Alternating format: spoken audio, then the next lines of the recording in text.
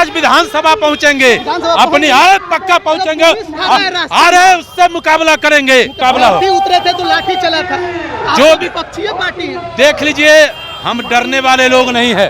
से तुम्हारी बहाली हुई है तब से बिहार का मुखिया नीतीश कुमार है, और बराबर नीतीश कुमार ने तुम्हें ठगने का काम किया है कि नीतीश कुमार तुम गद्दी छोड़ो, तुम नौजवान विरोधी हो। नमस्कार, आप लाइव बिहार देख रहे हैं। मैं हूं राजमोहन तिवारी। देखिए, बीजेपी का आज विधानसभा मार्च है और गांधी मैदान से जो मार्च है पैदल वो शुरू होना है, और हमारे साथ पूर्व मंत्री अजीत कुमार जुड़े हुए हैं। अजीत जी, क्या कहिएगा, क्या हो गया कि सदन के बाद अब सड़क पर लड़ने को मजबूर हो गई बीजेपी? देखिए, राज्य सरकार पूरी तरह डायलिसिस पर आ गई, ऊहापोह की स्थिति है।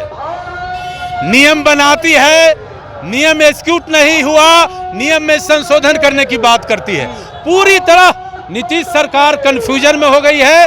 अब स्थिति है कि ये नौजवान विरोधी काम कर रही है, किसान विरोधी काम कर रही है, प्रदेश के सारे विकास का जो सिस्टम है वो टोटल भ्रष्टाचार में डूब गया है, और चारों तरफ ऊहापोह की स्थिति है। इसीलिए भारतीय जनता पार्टी ने कहा है कि आप गद्दी छोड़ो, और आज 13 जुलाई को विधानसभा मार्च करके हम आगाज करने जा रहे हैं कि नीतीश कुमार तुम गद्दी छोड़ो, तुम नौजवान विरोधी हो, तुम इस राज्य को कंगाल कर दिया, केवल भाई भतीजावाद और कुर्सी के लिए तुम राजनीति कर रहे हो। बिहार की जनता से तुमको कोई मतलब नहीं है। आरजेडी तो कह रही है कि इतना दिन से सरकार में तो आप ही की पार्टी थी। हमारी पार्टी सरकार में थी, लेकिन कोई भी सरकार का मुखिया का पूरे क्षेत्र में, पूरे इलाके में, पूरे प्रदेश में उसका शासन चलता है।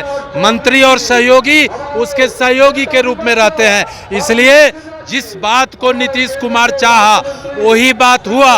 भारतीय जनता पार्टी गठबंधन धर्म को निभाते हुए उनके साथ थी, लेकिन नीतीश कुमार ने ही अपना शासन चलाया और बिहार को बर्बाद और कमजोर कर दिया। शिक्षक अभ्यर्थी सड़क पे उतरे थे, उन्होंने कहा कि बीजेपी भी सरकार में थी तो हमारे लिए तो उन्होंने कभी आवाज नहीं उठाई, आज विपक्ष में आए हैं तो आवाज उठा रहे हैं। देखिए, शिक्षक के अभ्यर्थी को हम स्पष्ट रूप से कह देना चाहते हैं कि आप लंबे समय से लड़ाई लड़ रहे हो, और जब से तुम्हारी बहाली हुई है तब से बिहार का मुखिया नीतीश कुमार है, और बराबर नीतीश कुमार ने तुम्हें ठगने का काम किया है। भारतीय जनता पार्टी समाज के एक एक वर्ग, एक एक लोगों के सम्मान और विकास की बात करती है। इसलिए हम उन शिक्षकों से भी कहेंगे कि भारतीय जनता पार्टी कभी भी तुम्हारा विरोधी नहीं रहा है। आज सड़क पर लाठी खाने के लिए भी सड़क पर आ गई है भाजपा। केंद्र सरकार ने भी रोजगार का वादा किया था, ऐसा आरोप महागठबंधन लगा रहा है। कितना दिया ये क्यों नहीं पता? देखिए, महागठबंधन के पास कोई मुद्दा नहीं, वो केवल आरोप प्रत्यारोप कर रहे हैं। आपने देखा कि दुनिया के सामने आदरणीय नरेंद्र मोदी जी ने जो भारत का चित्र प्रस्तुत किया है, स्वरूप प्रस्तुत किया है, इसका कोई जोर है क्या? कह रहे महागठबंधन वाले कि आप लोग विपक्षी एकता से डर गए। वो भाजपा के डर से दरवाजे ढकना लेके घूम रहे हैं महागठबंधन के नेता कि आप चले आइए, मोदी को हटाना है, और मोदी हटे वाला है। मोदी 2024 में भी और 2029 में भी मोदी रहेंगे। ये भी कह रहे हैं कि आप लोग शिक्षक अभ्यर्थियों के नाम पर 24 का एजेंडा सेट कर रहे हैं। देखिए, शिक्षक अभ्यर्थी हमारे परिवार का सदस्य है, ठीक है, और मैं समझता हूं कि शिक्षकों की कठिनाई क्या है। इनको बोलने के लिए, चूंकि इनको तो कुछ करना नहीं है, इनको तो कुछ देना नहीं है, तो गुमराह करने की बात करते हैं।